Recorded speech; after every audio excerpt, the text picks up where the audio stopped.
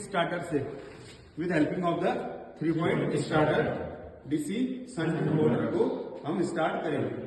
ठीक है, ये आपका प्रैक्टिकल है। तो सबसे पहले इसके लिए हम एक सर्किट, ये जैसे हमने सर्किट जोड़ दिए हैं, ये सर्किट आपको समझ में कब आएंगे, जब हम एक सर्किट बनाएंगे। अच्छा, डीसी मोटर है तो डीसी मोटर के लिए किसकी जरूरत पड़ती है, हमें डीसी सप्लाई की जरूरत पड़ती है। तो डीसी हमारे पास डायरेक्ट सप्लाई नहीं है, तो एसी को डीसी में किसके थ्रू बदलते हैं, रेक्टिफायर के थ्रू बदलते हैं। तो हमने रेक्टिफायर सर्किट का इसमें यूज करेंगे।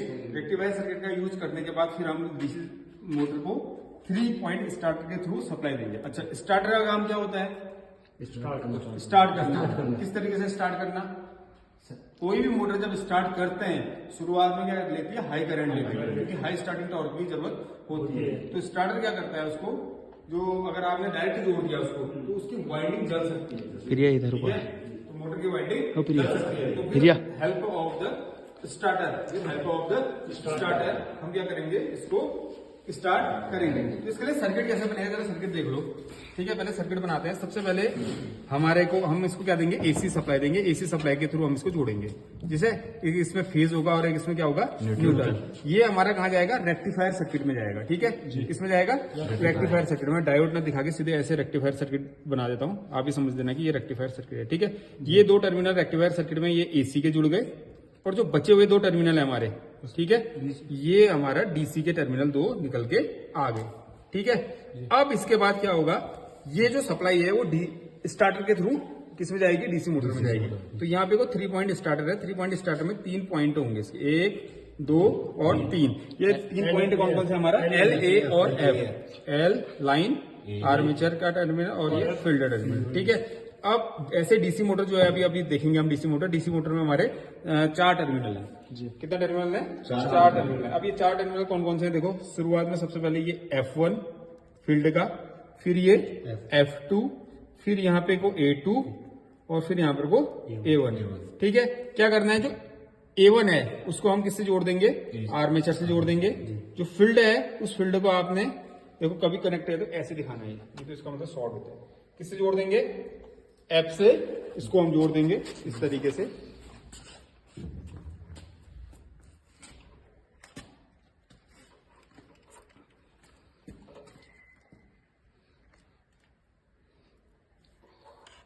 चलो सर्किट को फिर देख लेंगे, पहले ये वाले सर्किट को देखते हैं। ठीक है, अब हमने F को किससे जोड़ दिया, इस F से यहाँ पे को जोड़ दिया। ठीक है, अब क्या करना है, इसमें ये दोनों पॉइंट क्या है, कॉमन, इन दोनों को शॉर्ट कर देना है। ठीक है, A और F को, और उसको हमने ये जो डीसी का देखो एक टर्मिनल है, यहां से इस कॉमन पॉइंट को उठाना है और कॉमन पॉइंट को उठा के किससे जोड़ देना है, नेगेटिव टर्मिनल से जोड़ देना है। और जो आपका पॉजिटिव टर्मिनल है वो किसमें जुड़ जाएगा, लाइन में।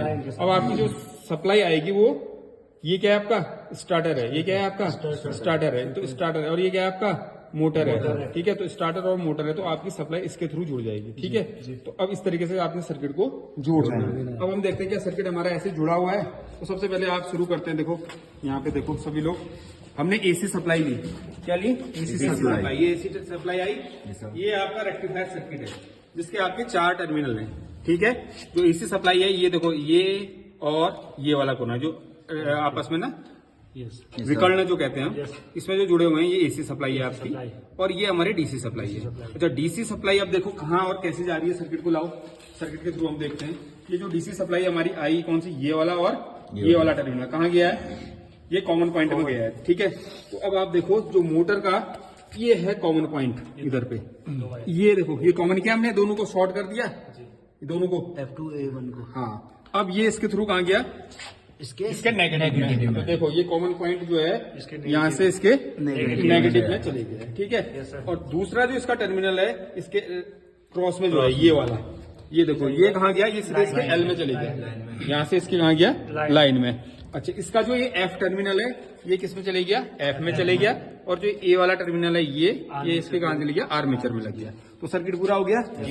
ठीक है, और अब आप इसको ऑन करेंगे, इस तरीके से इसको हम ऑन करते हैं जी। ठीक है, तो इसको अब हम ऑन करने जा रहे हैं। तो ये आपकी सप्लाई क्या हो गई, नीचे दिखाओ, सप्लाई आपकी ऑन हो गई। ये तब तक नहीं चलेगा जब तक आप इसको स्टार्ट नहीं करेंगे। तो हाई रेजिस्टेंस में है, तो इसको आप धीरे धीरे स्टार्टर को ऑन किया, और ये देखो आपकी मोटर स्टार्ट करो। ठीक है, तो ये आपकी मोटर क्या होगी, रोटेट होने लग गई। ठीक है, बस ये आपका हो गया। अब इसके बाद इसकी स्पीड कितनी स्पीड में मूव रही है वो देख लेंगे। इसकी डायरेक्शन रिवर्स से करनी है, किस तरीके से रिवर्स से करेंगे, ठीक है। फील्ड के टर्मिनल को हम चेंज कर सकते हैं, उसकी वाइंडिंग को, या आर्मेचर की वाइंडिंग को चेंज करके हम उसकी डायरेक्शन को भी क्या कर सकते हैं, रिवर्स कर सकते हैं, ठीक है। सर ये स्पीड के लिए लगा हुआ है? नहीं, स्पीड के लिए नहीं है, ये इसको हाई टॉर्क की जरूरत होती है, तो उसको मेंटेन करने के लिए हम क्या करते हैं 3 पॉइंट स्टार्टर का यूज करते हैं। ठीक है, चलो।